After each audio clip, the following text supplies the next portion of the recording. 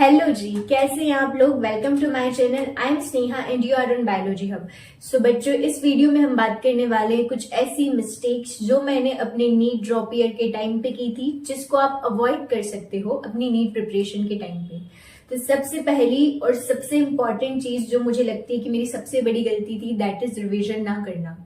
मुझे क्या था कि मुझे जो करंट में पढ़ाया गया है, जो मेरी क्लास में पढ़ाया गया है, जो मुझे होमवर्क दिया गया है, मैं उसको आके करती थी, प्रॉपर पूरा सारा होमवर्क करती थी। लेकिन जो टॉपिक्स हो चुके हैं, जिनको 1 महीना हो गया, 2 महीना हो गया, जो टॉपिक्स हो चुके हैं, मैं उनको रिवाइज नहीं करती थी। अगर टेस्ट में भी आ रहा है तो जो मुझे करंट में पढ़ाया गया है वो मैं टॉपिक्स पढ़ के चली जाती थी, पुराने टॉपिक्स में सभी रिवाइज नहीं करके जाती थी। तो सबसे बड़ी गलती जो आप लोग भी कर रहे होंगे, दैट इज रिविजन ना करना। हमको क्या करते हैं, हम जो भी हमको करंट में लेक्चर वगैरह मिले हैं, होमवर्क है, वो हम उसको प्रॉपर आके करते, लेकिन जो हमको पहले पढ़ाया गया है उसको हम रिवाइज नहीं करते, जो कि आपकी सबसे बड़ी मिस्टेक होने वाली है।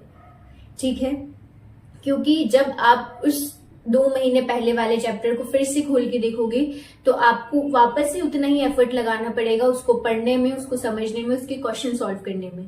तो रिवीजन सबसे इंपॉर्टेंट चीज है। आप कोई कंसेप्ट भी पढ़ते हो उसको भी आपको रिवाइज करना पड़ेगा, तब जाकर के आपके वो माइंड में अच्छे से फीड होगा। सेकेंड चीज है प्रोकास्टिनेशन।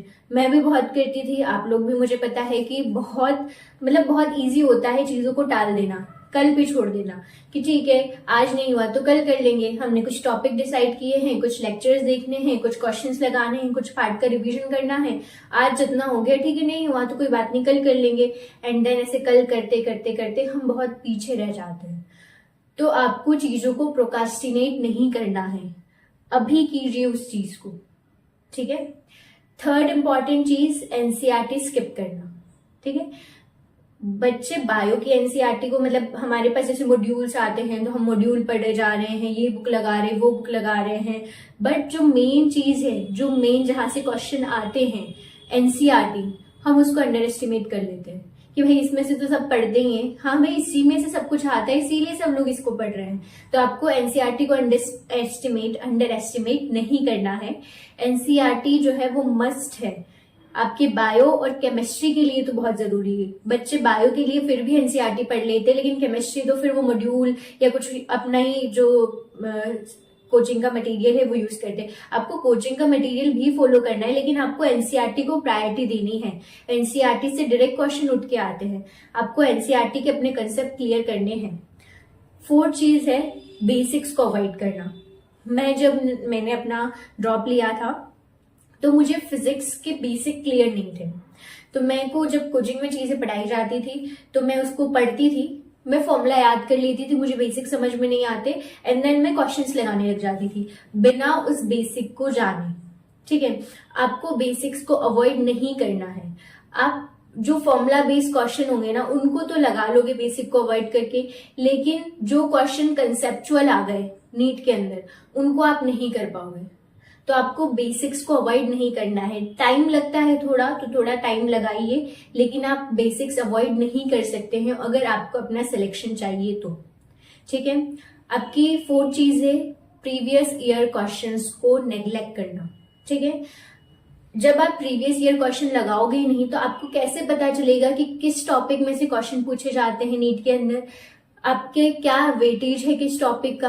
ठीक है, किस तरीके के क्वेश्चन पूछे जा रहे हैं। कम से कम आपका 70% जो पेपर है नीट का वो प्रीवियस ईयर के क्वेश्चन। नेक्स्ट और सबसे इंपॉर्टेंट चीज जो आजकल की जनरेशन में बहुत कॉमन है, दैट इज फोन एडिक्शन। ठीक है, सबको पता है कि हमको पढ़ना है नीट का, ठीक है, प्रिपरेशन करनी है हमारी, लेकिन फिर भी हम कुछ वीडियो देखते हुए, हमारी यूट्यूब पे कुछ कंसेप्ट क्लियर कर रहे हैं, वो देखते हुए कोई मैसेज आया तो इंस्टाग्राम पे चले गए और कब हम रील स्क्रॉल करना चालू कर देते हैं हमको भी नहीं पता चलता, एंड देन फिर 1 घंटा निकल जाता है, फिर हम रिग्रेट करते हैं, अरे यार शिट। तो आपको ध्यान रखना है इसका, क्योंकि हमको जब भी हम फोन चला रहे हैं, स्क्रॉल कर रहे हैं, तो हमको डोपामिन हिट मिलता है। ठीक है, हमको बहुत सारा जो है डोपामिन रिलीज होता है और हमको शॉर्ट टाइम प्लेजर मिलता है, तो हम लगे हुए फोन में। लेकिन इस शॉर्ट टाइम प्लेजर के लिए आप आपका जो पूरी लाइफ है, आपका जो करियर है वो खराब कर सकते हैं। तो आपको इसको कॉन्शियसली आप खुद जो है वो इस पे काम कर सकते हैं। आपके टीचर्स कितना ही बोले, आपके पेरेंट्स कितना ही बोले, आपको फर्क नहीं पड़ेगा। आप तभी चेंज हो पाएंगे जब आप कॉन्शियसली खुद डिसीजन लेंगे कि नहीं, मुझे ये चीज अवॉइड करनी है। ठीक है, नेक्स्ट है आपकी स्लीप साइकिल। देखो, तुम दूसरों को कॉपी मत करो कि उस टॉपर ने इस इंटरव्यू में बोला था कि मैं तो सुबह 5 बजे उठ के पढ़ता था, या 4 बजे उठ के पढ़ती थी, या मैं तो पूरी नाइट पढ़ती थी, तो हम भी ऐसा करेंगे। आपका जो रिदम है जिसमें आप ढंग से पढ़ाई कर सकते हो, आप उसे फॉलो करो। अगर आप सुबह 5 बजे उठ के पढ़ रहे हो, आपको तब ढंग से पढ़ाई होती है, आप तब पढ़ो। आपको मिडनाइट में ढंग से पढ़ाई होती है, तब पढ़ो। जब आपका फोकस, कंसंट्रेशन अपने पीक पे हो, अब तब पढ़ो। और अपनी स्लीप को कॉम्प्रोमाइज मत करो।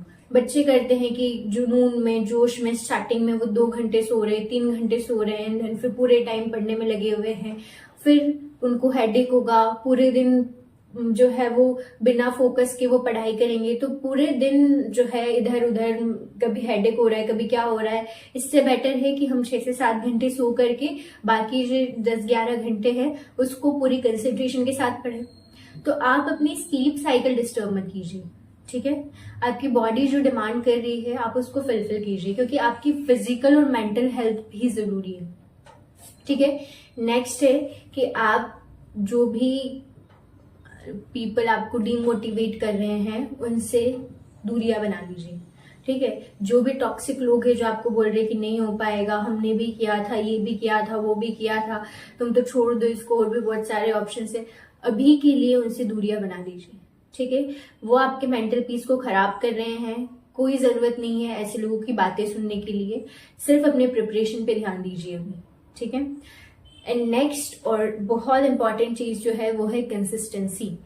मेरी सबसे बड़ी गलती ये थी कि मैं एक हफ्ता बहुत अच्छे से पढ़ाई कर रही हूँ, क्वेश्चंस लगा रही हूँ, प्रैक्टिस कर रही हूँ एंड ऑल थिंग्स, देन कुछ हुआ, फिर 2-4 दिन मैं नहीं पढ़ रही, फिर अरे मुझे तो पढ़ना है, नीट का प्रिपेयर करना है, देन फिर हम वापस से पढ़ना चालू कर देते, तो वो आपका लिंक ब्रेक हो जाता है।